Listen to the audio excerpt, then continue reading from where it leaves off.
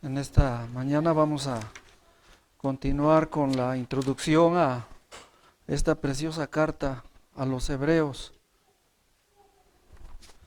El 14 de diciembre del 2017 es la muerte de uno de los más grandes representantes de la Iglesia Reformada, el doctor C.R. Sproul, y le hacen una pregunta, que si él estuviera en la cárcel, ¿qué libro le gustaría que le llevaran a la cárcel para que estuviera leyéndolo? Y él dijo, pues la Biblia. Pero si hubiera un libro en particular, escogería el libro de Hebreos. Muchos pensaron que iba a decir Romanos, pero él dijo, Romanos no, porque yo sé lo que ya contiene Romanos y puedo recordar bien todos los capítulos. Eso hace saber que sabía de memoria el libro de Romanos. Si yo, tuviera un capítulo de la Biblia que escoger para leer siempre, sería Isaías 6. Y si yo tuviera un versículo de la Biblia que recordar siempre, sería Génesis 3:15. Entonces yo hago esta pregunta, ¿por qué debemos estudiar o por qué vamos a estudiar a los hebreos? Es una excelente carta inspirada por Dios, su autor primario es Dios, el escritor es un autor secundario, pero el autor primario es Dios. Cuando acabamos de leer estos primeros 6 versículos, créanme hermanos que me quedo sin aliento el escuchar la declaración de Dios respecto a su Hijo. Y realmente Hebreos apunta a expresar el más grande honor de nuestro Señor Jesucristo, haciéndole ver a sus lectores que el antiguo pacto es superado por el nuevo pacto, por el Nuevo Testamento, que es en Cristo Jesús. Todos los rituales eran una sombra, los rituales del Antiguo Testamento eran una sombra de lo que había de venir en el Nuevo Testamento, que era a través de Cristo. Y precisamente vamos a continuar con estos datos de la introducción a los hebreos para que nosotros tomemos sabor por qué vamos a estudiar el libro a los hebreos.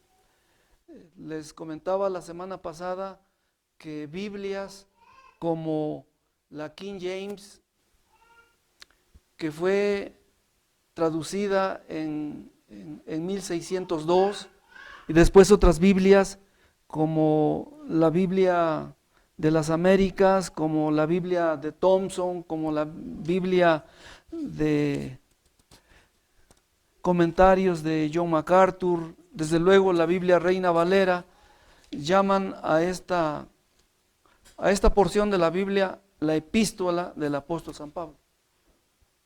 Las versiones más modernas ya no la están llamando como epístola, sino le están llamando como un tratado a los hebreos. Porque se hace pensar que la carta a los hebreos, hoy vamos a definir por qué es una carta, se dice que fue como una homilía, es decir, un sermón escrito. Así lo consideraban para muchos, un sermón escrito. Y nosotros vamos a ver que tiene unas características de una carta, pues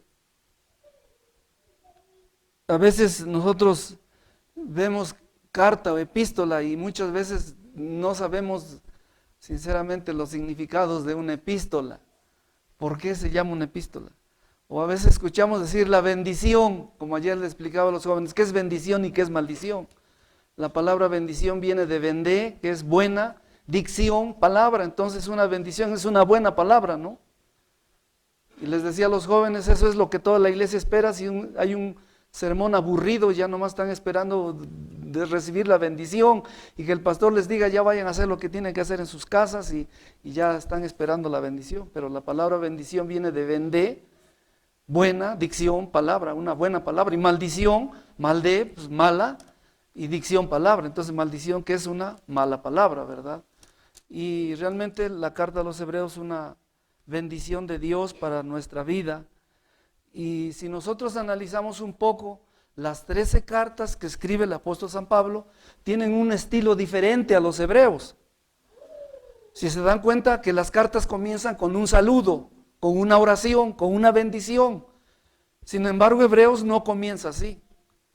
La única carta que se parece a los Hebreos, busquen, es Primera de Juan. Vamos a Primera de Juan. Estamos en este análisis, la introducción, cómo comienza la primera carta a Juan.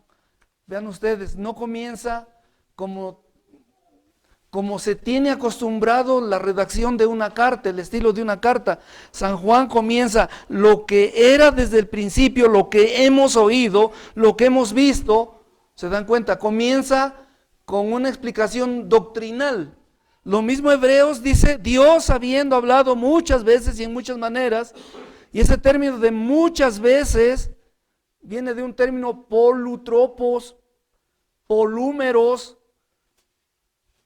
muchas veces, muchas formas. Así comienza con la enseñanza de una doctrina.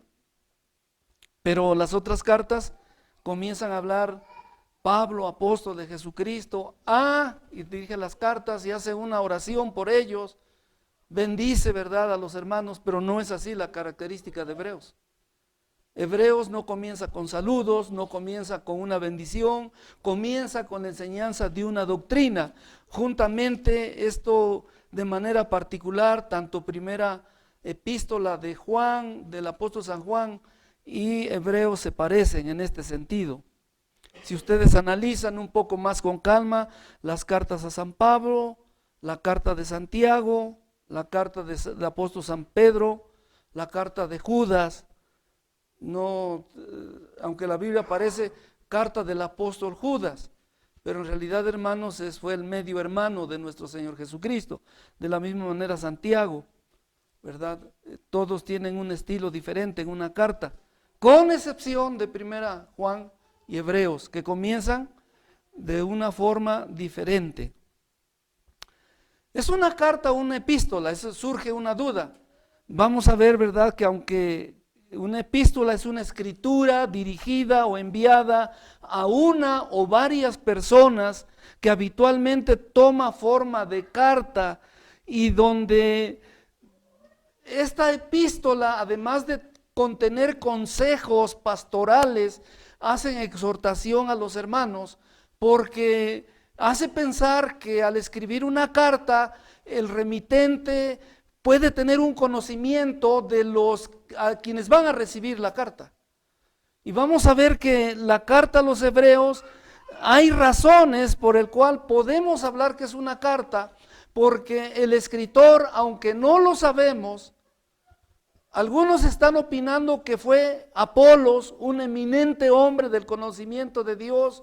Otros están diciendo que fue Bernabé, aquel que tomó el lugar de Judas Iscariote. Otros están diciendo que fue Priscila, compañero de Aquila. Otros están diciendo que fue Lucas, pero a ciencia cierta no sabemos quién escribió esta carta. Le preguntan a Policarpo, que fue un hombre que vivió en el transcurso del segundo siglo,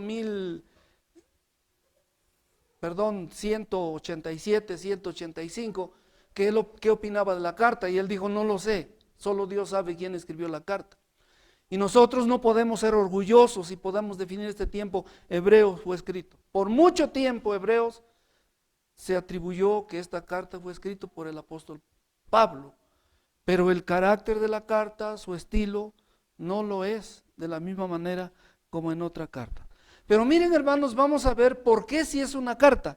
El escritor incluye algunas referencias a sus remitentes, más bien a quienes van a recibir la carta.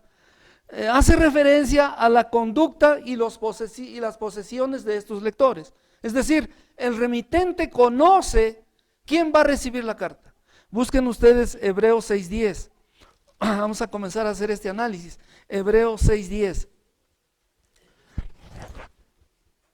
Si podemos leer todos juntos, vamos a ver que el remitente está enviando esta carta a una persona que lo va a recibir y que tienen un conocimiento acerca de estas dos personas. Dice así: porque Dios no es injusto para olvidar vuestra obra y el trabajo de amor que habéis mostrado a su nombre, habiendo asistido y asistiendo aún a los santos. El primer carácter que nos damos cuenta es que está escrito a un grupo de hermanos, no a una sola persona. Hace 8 días analizábamos que hebreos, israelitas, se refería más bien a la etnia, y cuando hablábamos de judíos se refería a la religión que poseen, y si hablamos de israelíes, es el término moderno que están recibiendo porque tienen una posesión desde 1948. Y aquí nos está dando a entender que es un grupo de hermanos que están recibiendo la carta, y el remitente está diciendo que Dios se va a acordar de la obra y el trabajo y el amor que están haciendo por ellos. Entonces, por eso estamos definiendo que es una carta, porque hay un conocimiento, tanto el receptor como el emisor de esta carta. Si pasamos a Hebreos 10, 32 y 34, Hebreos 10, 32 y 34, dice así esta parte de la carta, leemos todos juntos. Pero traed a la memoria los días pasados, en los cuales después de haber sido iluminados, sufristeis gran combate de aflicciones. Por una parte, ciertamente con vituperios y tribulaciones, fuisteis hechos espectáculos, y por otra parte, hechos compañeros de los que estaban en tal estado, porque de mis prisiones también os resentisteis conmigo, y el robo de vuestros bienes padecisteis con gozo, conociendo que tenéis en vosotros una mejor sustancia en los cielos que permanece. Está hablando aquí el remitente de que ellos tenían conocimiento que había sido el quien había escrito una persona que había sido encarcelada, y que al recibir la noticia que ellos estaban siendo encarcelados, ellos también, que dice, se pusieron tristes, resintieron el encarcelamiento. Por esta es la causa que muchos de los que estaban recibiendo la carta, algunos dijeron, es Pablo, sin duda, quien escribió la carta. Pero lo cierto es que no sabemos quién fue quien escribió la carta. Pero sí nos damos cuenta entonces que había una relación entre el remitente y el que recibe la carta, que les está hablando con esta familiaridad. Por eso estamos definiendo que Hebreos es una carta. Cuando llegamos al capítulo 13, vamos al capítulo 13, hermanos. Inclusive aquí en esta última parte, el remitente intima con los destinatarios y llama a Timoteo nuestro hermano. Es decir, entran en una intimidad espiritual de verdaderos creyentes, y está diciendo a nuestro hermano Tito. Vean ustedes el versículo 23. ¿Cómo dice? Sabed que nuestro hermano Timoteo está suelto, con el cual si viniere más presto os iré a ver. Aquí quizá muchos de ustedes no sepan de la situación también que vivió Timoteo, pero él fue preso por la palabra de Dios, Timoteo. Y el remitente de esta carta les está diciendo que Timoteo ya estaba siendo suelto de la cárcel y estaba esperando prontamente el remitente a Timoteo para poder ir a ver a este grupo de hermanos, los hebreos. Y si hablamos de esos hebreos, hermanos, yo siempre quisiera, hermanos, que su mente no se quedara en el hecho de que estos primeros cristianos tenían un templo que medía 20 por 8 de ancho, o que tenían un piano que tocaban, o que tenían escuela dominical, o que tenían esfuerzo cristiano. No lo tenían así, hermanos. No era una estructura como hoy tiene la iglesia. Eran hermanos tan sencillos que se reunían muchas veces en casa. Es más, los himnos no eran cantados como hoy, que corrígele esta nota, que no es do, que es re, que este es un largo tiempo. Eran cantos llanos. Y saben, hermanos, lo que me asombra de estas iglesias es que se aprendían la palabra de Dios, grandes porciones de la Biblia, cosa que hoy la iglesia actual no lo hace. ¿Por qué no lo hace? Porque simple y sencillamente estamos confiados que tenemos un libro, y si algo se nos está olvidando, al rato abrimos la Biblia, si es que lo abren, ¿no? Ahora, muchos de estas cartas, quiero hacérselas saber que no tenían particularmente los creyentes, no tenían una Biblia particular como nosotros lo tenemos. Estas cartas eran rollos O es más, el Antiguo Testamento solo se conservaba en las sinagogas o en las primeras iglesias que se estaban estableciendo. No tenían particularmente una Biblia, no gozaban de ese privilegio. Por eso les digo, hermanos, que grande porción de las palabras de Dios eran memorizadas. Y entonces, por eso esta carta, el Espíritu Santo de Dios toma pasajes bíblicos muy bien conocidos por estos destinatarios de los salmos. Les hace referencia a muchos salmos, porque los hermanos estaban guardando en sus corazones y en sus mentes grandes porciones de la Biblia. Hoy me da gusto que los niños pequeños están haciendo el esfuerzo. Si yo preparara a Santiago, nos recitar el Salmo número 1, cosa que muchos viejos no lo sabemos todo completo. Y creo que ya van con el Salmo número 2, ¿no? A mí me dio mucho gusto que en Cuautla los hermanos pequeños que van a una escuela particular establecida por los gringos, una niña pequeña de 10 o 12 años me recitó cerca de 10 salmos juntos. Dije, bueno, qué hermoso, ¿no? Hermanos, ¿qué estamos haciendo nosotros? Simplemente, primero nos hemos vuelto muy perezosos de venir a la palabra de Dios, llevar a nuestra mente porciones de la palabra de Dios, y eso sucedió en la primera iglesia cristiana. Eso sucedía. Hoy en día, hermanos, que contamos la grande bendición de tener la palabra de Dios completa, estamos descuidando estos términos, de llevarnos a nuestra mente porciones de la palabra de Dios. Yo deseo, hermanos, que así como los hebreos, porque también sepan, hermanos, que la primera iglesia se constituyó por judíos, no por gentiles, por judíos cristianos. Y eso también, hermanos, es de reconocer lo tremendo que Dios hizo en sus corazones. Porque dejar los rituales, dejar la ley, dejar todos esos términos y venir a Cristo fue cosa fácil, hermanos.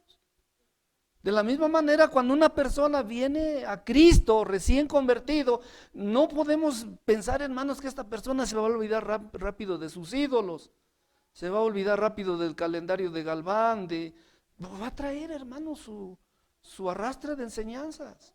Es difícil, y a veces la iglesia se pone intransigente diciendo, es que este hermano ya debe orar, ya debe saber la confesión de fe, ya debe saber el Padre Nuestro de memoria, debe saber varios salmos. ¿Es así como debemos tratar a los hermanos? Pues claro que no. Tenemos que tener mucha paciencia con ellos. Están dejando viejas costumbres que por muchos años llevaron en su corazón. Nosotros, ponte a pensar en tu lugar, de tu momento, ¿cuánto tiempo tardó para que tú te aprendieras el Salmo 23? Bueno, si es que ya te lo sabes, hermano. ¿Cuánto tiempo tardó para que te aprendieras que la Biblia tiene 66 libros? Te aprendieras que solo hay 2 sacramentos. Aprendieras el Salmo favorito. Porque de tal manera amó Dios al mundo que ha dado a su Hijo unigénito. ¿Sí lo saben todos, hermanos? Es uno de los primeros versículos que nos aprendemos en la Biblia cuando nos evangelizan, ¿sí? Entonces, estos hermanos hebreos estaban recibiendo esta carta y el escritor, yo le llamo autor secundario porque el autor primario es el Espíritu Santo, les escribe y los intima hablando de esa relación que tenían. Y vean ustedes cómo termina Hebreos, por eso definimos que sí, Hebreos es una carta. ¿Pueden leer conmigo cómo termina? Dice, desde el 24, saludad a todos vuestros pastores y a todos los santos. Los de Italia os saludan. La gracia sea con todos vosotros. Amén. Y luego dice, fue escrita a los hebreos de Italia con Timoteo. Pero no dice que está escribiendo a Timoteo. Con acompañamiento. Sí, hermana, adelante.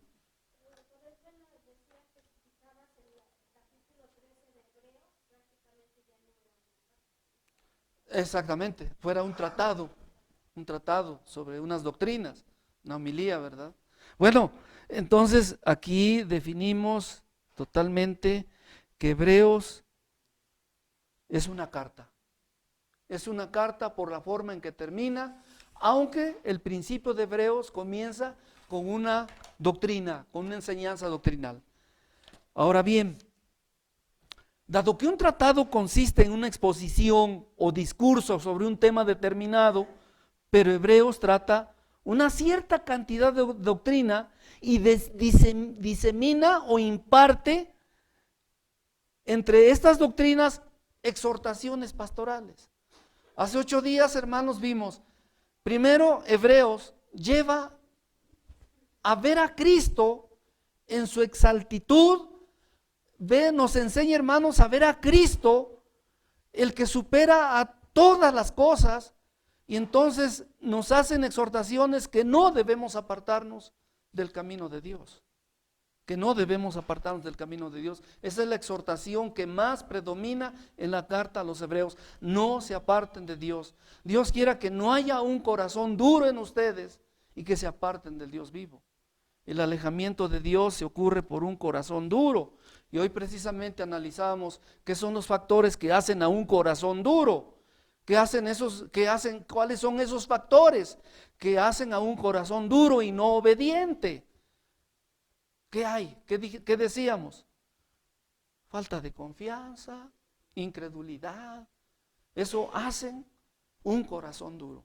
Y el apóstol precisamente en el capítulo 6, el escritor sagrado está diciendo que él desea que no haya hermanos de corazón duro y que se aparten de Dios.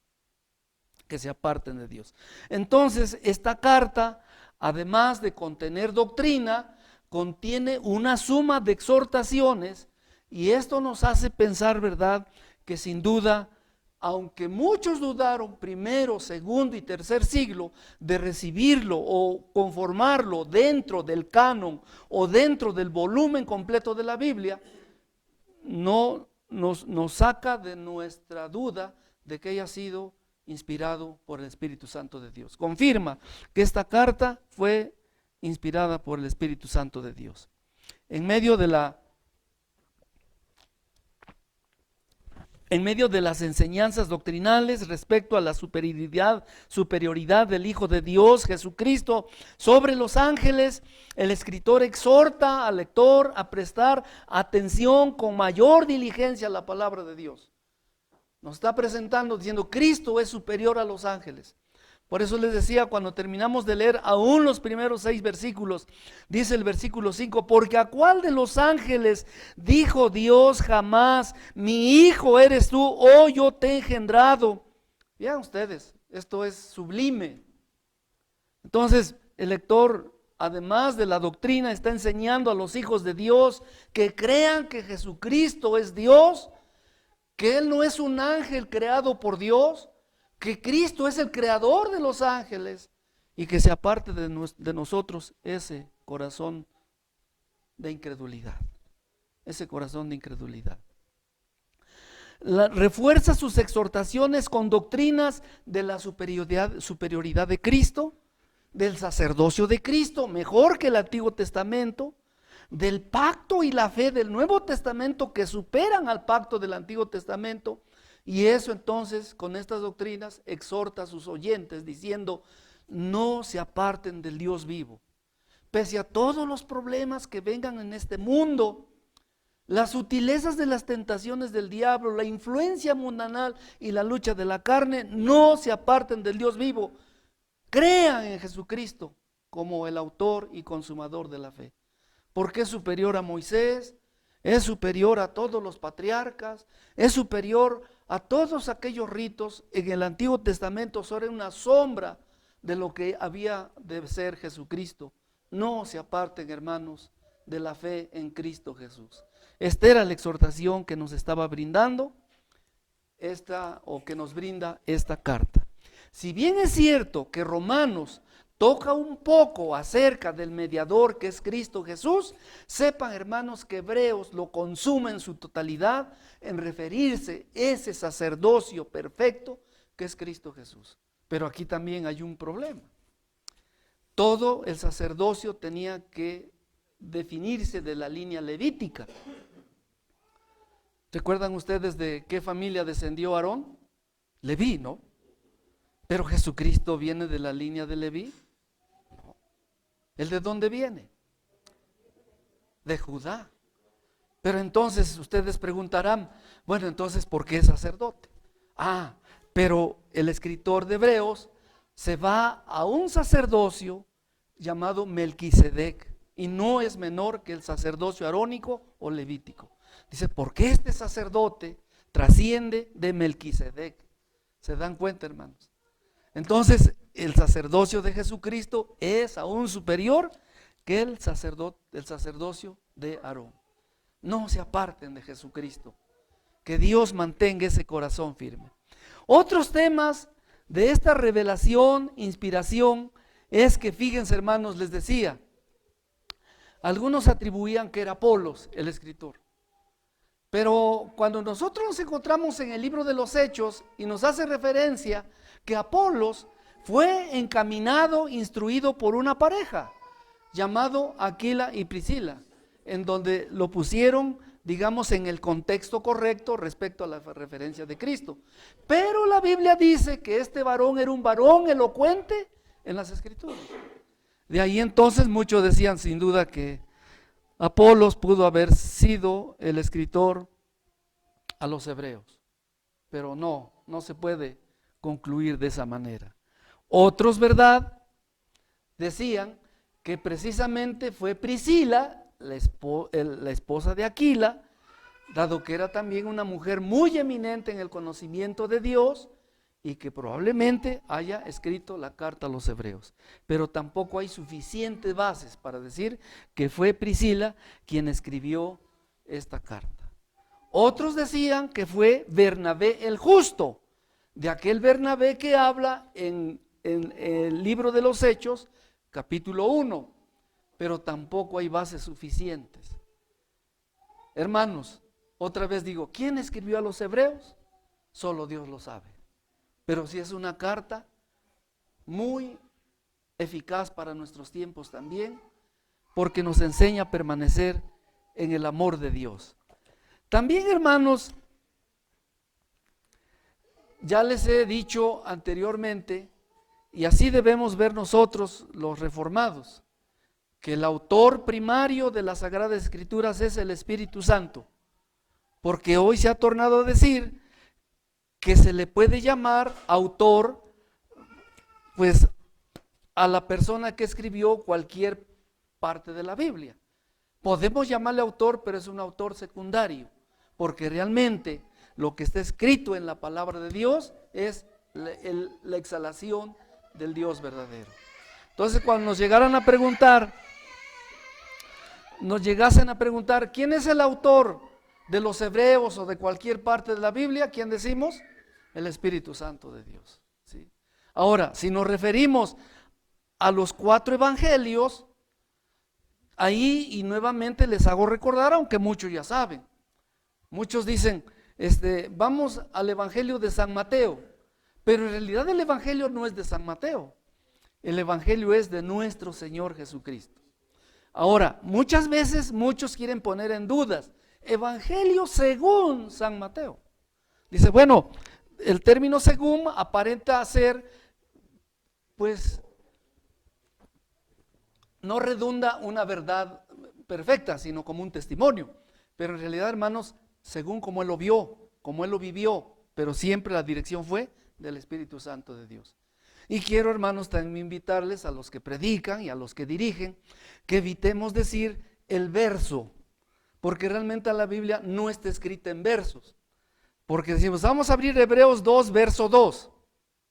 En realidad no es un verso, es una prosa, como está escrita la palabra de Dios. Entonces debemos decir el versículo 2. Nos va a costar un poco de trabajo, pero lo correcto es decir Hebreos 2, versículo 2. ¿Sí me explico, hermanos? Esta es una invitación que les hago para evitar, porque no solamente hermanos, sino pastores he escuchado el verso 2, pero no sé si por ahorrar palabras, pero lo correcto es decir versículo 2. ¿Sí me explico, hermanos? Bueno, aclarando esto, seguimos adelante. El estilo de esta carta. El estilo de esta carta es un libro retórico. Sus frases están bien entendibles. Por ejemplo, vean ustedes Hebreos 11:1. Vamos a ver, hermanos.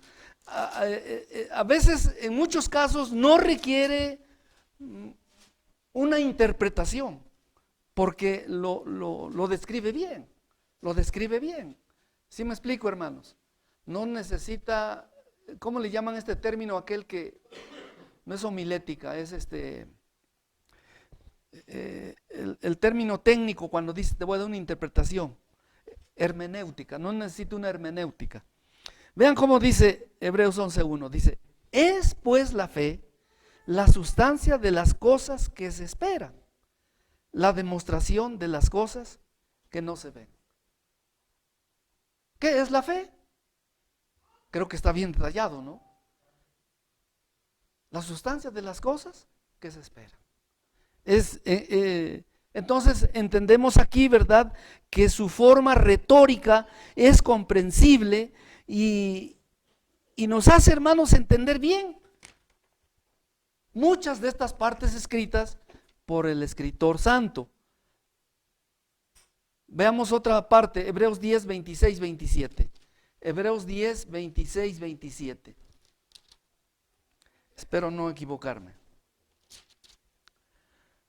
¿Cómo dice? Leemos todos. Porque si pecáremos voluntariamente, después de haber recibido el conocimiento de la verdad, ya no queda sacrificio por el pecado, sino una horrenda esperanza de juicio y hervor de fuego que ha de devorar a los adversarios. Dice, oye, ¿ustedes ya no pecan? Pues sí pecamos, pero no voluntariamente, no pecamos deliberadamente. ¿Sí me explico, hermanos? Entonces, ¿cuál es el pecado con el cual ya no hay un segundo sacrificio? Aquel que lo haces incidentemente y voluntariamente, teniendo el conocimiento de Dios y dices, no importa, yo lo voy a hacer. ¿Cómo sucede esto? Yo recuerdo, hermanos, que cuando estaba en la secundaria, por travesura de mis compañeros, quisimos dejar pelón un arbolito de higo. Un arbolito de higo. O sea, yo entiendo cuando hay un pecado que entra, digamos, la seducción biológica, y no es que estoy diciendo, hermanos, el pecado es perdonado porque lo haces así. Miren, ¿saben qué, hermanos? ¿Cuál fue mi pecado? El que no me gustaban los higos. ¿Por qué lo hice? Solamente por maldad. Nada más porque se nos ocurrió dejar pelón el arbolito. Ese es un pecado, hermanos, que dicen, lo hago porque, aunque no lo voy a hacer porque lo quiero hacer. ¿Cómo es este tipo de pecado, hermanos? ¿Habrá otra vez un sacrificio? Entonces hay mucha gente que dice ser cristiano, pero hace pecado porque le gusta hacer pecado, porque su naturaleza es pecadora. Y entonces también se demuestra, como lo dice la carta del apóstol San Pedro, es como el puerco que aunque lo laven, ¿qué va a hacer esa persona? Si no tiene una naturaleza nueva, el puerco vuelve a su naturaleza normal, a empuercarse nuevamente, ¿no? Y el perro cuando vomita, por su naturaleza, ¿qué hace el perro? Traga su vómito. No lo hace un borrego, porque es diferente naturaleza, ¿no? ¿O han visto ustedes que los borregos tragan otra vez su vómito? No lo es así. Pero la persona que por su naturaleza es pecadora, lo hace por complacencia el pecado. ¿Sí me explico? Y aquí lo que está diciendo el escritor Hebreos, no queda ningún sacrificio porque estamos pecando, ¿qué dice? Voluntariamente.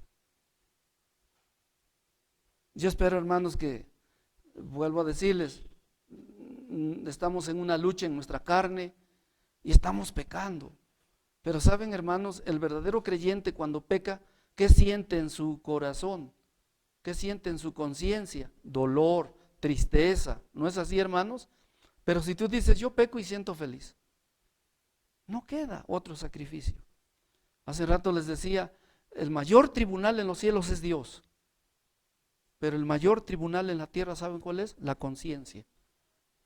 Y cuando se hace uno más viejo, se va cargando un cúmulo de pecados pasados. Por eso yo les decía hace 8 días, cómo quisiera tener mala memoria para no acordarme de esos pecados. Y por eso decía el salmista David, Señor, de los pecados de mi juventud, ¿qué dice? No te acuerdes. Lo que yo no puedo olvidar, tú sí, por favor, olvídalos. El Señor sí los puede olvidar, ¿no?